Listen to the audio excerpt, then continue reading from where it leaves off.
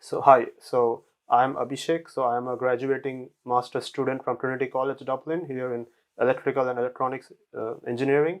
So I'm here to speak about my topic, which is exploring lightweighted federated learning for distributing load forecasting. So basically, this was my master's thesis for my dissertation, supervised by Dr. Srijit Shankar and Dr. Jin Zhao. So we all know how crucial is and basically what is electrical demand forecasting. So basically why it's crucial. So one thing is it allows both the consumer and the distributor to optimize their usage beforehand and give them real-time details. And the second hand, it means it maintains a supply and demand curve between both of them. So finally, with all this in hands, we can say that this leads to the stability of the electrical grid. So now we all know how why this is important. So basically, till now, historically, statistical methods like ARIMA has been very significant in predicting the nature of the load, but they have not been that much accurate. This is mainly because of the non-linear nature of the household load consumption pattern. But then, with the advent of deep learning, which has been a significant breakthrough, we see that due to the deep learning's ability and its nature to learn the non-linear pattern greatly or accurately, we can say that deep learning models have been quite successful in predicting the load forecasting.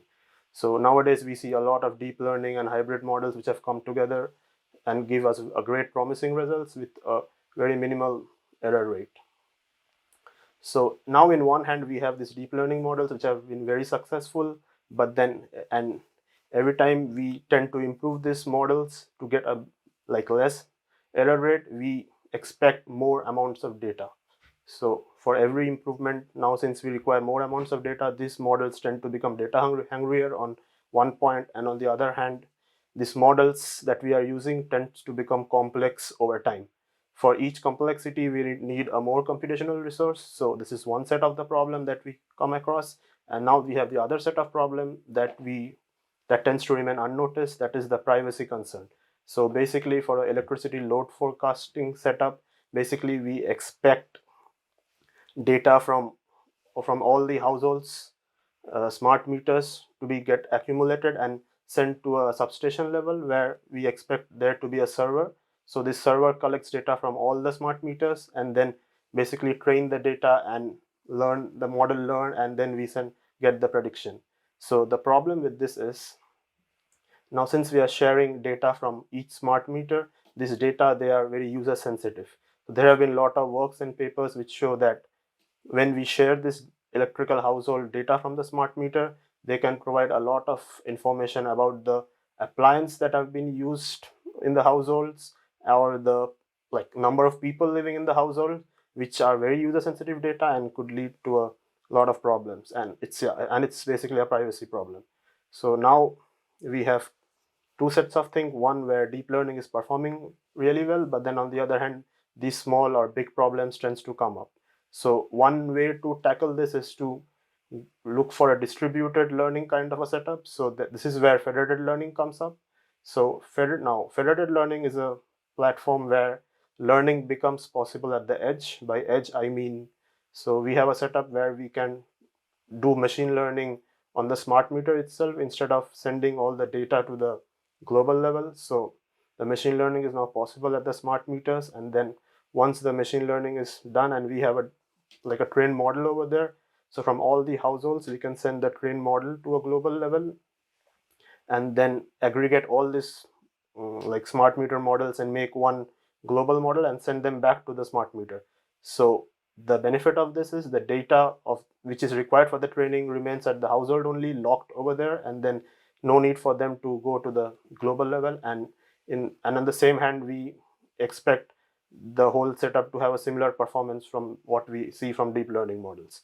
So in this way, federated learning overcomes the privacy issue. I would not say overcome, generally tends to improve on what all the privacy problems that we see recently. So now we have in one hand federated learning, which could act as a solution for these problems, but then deep learning models, which have been very famous due to its complex models. But then the problem with this distributed setup is, once we have that we cannot deploy this complex model for learning in the edge side. This is mainly because for a smart meter kind of a device, we expect it to be computationally constrained device, so deploying complex models become difficult. And on the other hand, for deploying federated learning, one more issue which tends to come up is a non-IID issue that I'll talk about it later, but then just to explain it, I'll say is that suppose we have a scenario where there are 3 households and we are sending the models from the 3 households to the server.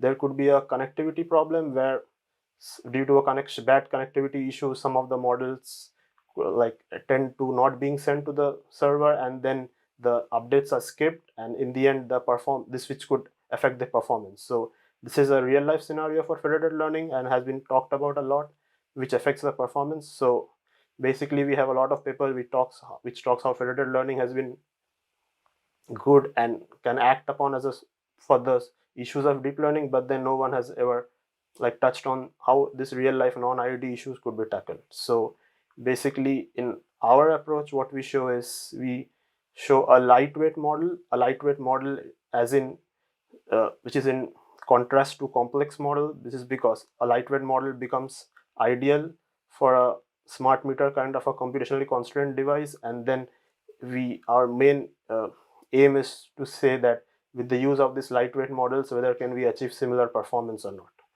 So just to touch upon the contribution of our work, so the first one is, can we build a lightweight model within a federated learning framework and achieve identical performance as like deep learning?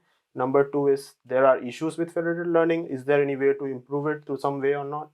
Number three is, once we are able to get a lightweight model, how do they compare against the state-of-the-art models that have been used till now in a federated learning setup? And then finally, since all these things we talk in theoretical, like using a lightweight model or a complex model, if we actually run them on a hardware which mimics a smart meter device, exactly how much energy or computationally efficient is it?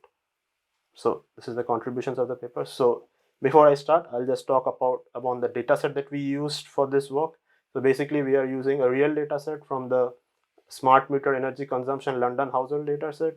So this data set spans across 3 years from 2011 to 2014 with a lot of unique information about different kind of households. But the unique selling point of this data set is that we get half hourly timestamp and electrical consumption, which makes it ideal for short-term load forecasting testing purpose. So I'll just touch upon about the approach that we went through for our testing purposes. So basically, now I've talked about this federated learning and how it works. So basically, let's consider a scenario. Now there are 3 houses, and then these 3 houses are participating in a federated learning setup. So basically we expect all the local models from these houses to go to a global level. So there could be a scenario where 2 houses which have a high energy consumption and 1 house which has a low energy consumption, but then all these models are being going at a global level. So now at global level we aggregate all these models. So this global model which finally gets formed will tend to be biased towards this high level houses, because normally there's only a federated averaging which is being performed at a global level, and once we do average of 2 high and 1 low household, the model tends to be biased towards the high household. So this is one of the issues we tend to see of our federated learning. So to eradicate this, what we propose is a clustering based setup. So before we go to federated learning, we perform a small clustering through some statistical tools. So basically what we do is we use the mean, median, and the total consumption and some other parameters to find out exactly what households have similar consumption. So once we have households which have similar consumption, we group them into different clusters and make a system where each cluster have only one global server or a global substation kind of a thing, which would perform their federated learning process. So in this way, we come up with a system where the global model will be equally, or we can say equally unbiased towards, mostly unbiased towards all the houses which is in a particular cluster. So yeah, just before I go to the results, I'll just touch upon the evaluation and the setup what we use. So basically we had a data from 2011 to 2014. So basically we did a 60-40 split. So from 2011 to 2013 becomes our training and validation set, and the rest becomes our testing set. Now, since this is a load forecasting job and it requires a moving time window function, so basically for this we used 336 data points. So the reason for 336 data points is because it spans across a week, and we thought that a week's data learning for a week's data would be useful for the model to learn the uh, pattern between the weekdays and the weekends. And then finally we tested a lot of small lightweight models, and then at the end we set up on a simple 4-layer feed forward neural network in the size of 16841, which is a very small, and we use loss function as RMSE and MAPE. So the significant thing about this model is that it only has 5569 parameters, which makes it enough lightweight to be deployed in a very constrained resource or in an environment. So yeah, so talking about the results, so initially what we did was, for across various clusters that we have formed with our initial clustering method, we performed short-term load forecasting across the whole year and averaged out the performances. So basically in the slide, as you can see, we have a table which shows 3 different kinds of households. So basically I'll just talk about it. So basically what we did was to mimic real life world scenario. We purposefully made some of the houses to miss some of the global updates, just to touch on this non-IID thing that I have talked before. So basically some of the households have been purposefully made to skip 25% of the global updates and see how it affects our performance. So in the table you can see that if we average out the performance across the whole year, we see basically the households which receive all the updates has the best performance, like the lowest RMSE, compared to the households which missed out on some of the updates. But the point to be noted in this thing is that the households which missed some of the updates, even though they have a little bit higher RMSE, but the RMSE is good enough like to have a reasonably accurate prediction. I mean, even in worst case scenario, they have a very good uh, prediction rate and it works. So basically to prove this, what we did was, so for the households which skipped the updates, we did a test across a festive period. So basically we took dates from December 24 to December 26. The reason is because from December 24 to 26 being a festive period, and we expect a household to have a lot of uneven consumption, a lot of extra usage or less usage. So we tried to see how our model performs for households which missed on some of the updates. So as you can see on the graph, so basically even if some of the households that miss 25% of the updates, they accurately come up, like have very good prediction rates, and the predicted value is very close to the actual value, which uh, again proves that the significance of a lightweight model being deployed in a distributed setup. So one of the other tests that we performed was how our model would compare against a centralized normal deep learning framework. So basically in the end, the aim is that our model be as good as a normal deep learning model, or as close to a deep learning model.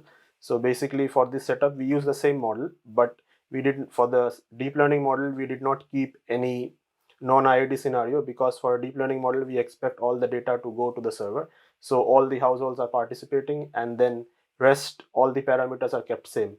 So in the end, in the graphs, as we can see, for our model, the federated learning outperforms the centralized models in most of the months, and that also at a level of 20%. So which also concludes that for a federated learning setup, the use of lightweight is models is more better. Finally, to benchmark our model, one of the other things we did was compare our model to some of the papers which has like pretty good results. So one of them was the MSAVI model. So the MSAVI model had an LSTM model running across it. So the difference between them and ours is that now, since LSTM becomes a complex model with more number of parameters, now since they have more number of parameters, it leads to more communication cost than our model. And in the other hand, the setup they used, where they considered all the households participating without and for our setup we had some of the household missing on some of the updates. So these are the differences, but in the end we noticed that even those our RMSE is little bit higher than their model, but we can say that despite we having 50%, in our scenario we had 50% of the houses purposefully missed updates. So despite having 50% less nodes and 20% less computational requirement, we are able to achieve a RMSE which is as equivalent to the MSAVI model, which is quite good. So one of the papers that we also compared was Tykes model. So basically in Tykes model, they also had considered this non-IIT scenario where they kept a ratio of 36% of the houses receiving the models. So what we did was, in our worst case, we did a worst case scenario for our model. So we only kept the household ratio as 10.5, as in only 10.5 of the houses are receiving all the updates, and then compared our performances. Oh, one thing to add, the Tykes model also used the LSTM, which is a complex model. So compared to our lightweight simple model. So basically we found that our average MAPE, which is mean absolute percentage error, is less than the Tykes model, which makes it, which again proves the point that the use of lightweight model in a distributed setup is more easier and easy to deploy.